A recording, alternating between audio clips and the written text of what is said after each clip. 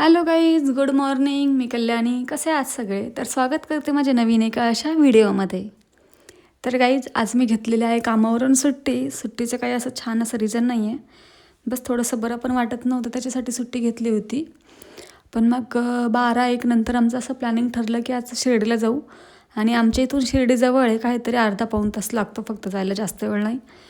तर मग आज मला शिर्डीला जायचं होतं, त्याच्यासाठी आम्ही छान असे रेडी झालो आणि शिर्डीला जायला निघालो.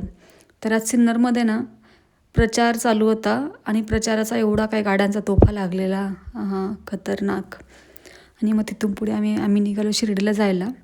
आणि ते आमू मस्त गाडीमध्ये डान्स करत होती, खूप छान वाटत होतं. ती दिसती एवढी काही क्यूट ना, खूप मस्त. त्यानंतर आम्ही शिर्डीमध्ये पोहोचलो आणि गेल्या गेल्या आम्हाला साईबाबांची मूर्त लागली आणि एवढी का मस्त होती ना, खूप छान दिसत होते साईबाबा, खरं सांगते.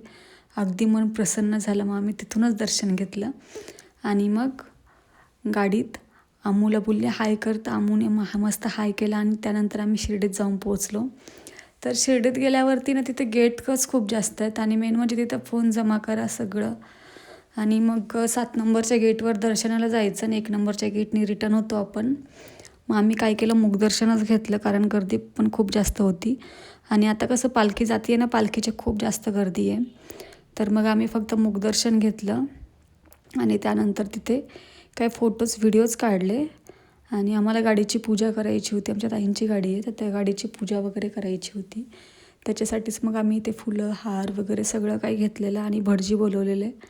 मग त्यांनी मस्त अशा गाडीची पूजा केली आणि पूजा वगैरे करून झाली. आम्ही प्रसाद वगैरे घेतला आणि तिकडनं निघालो.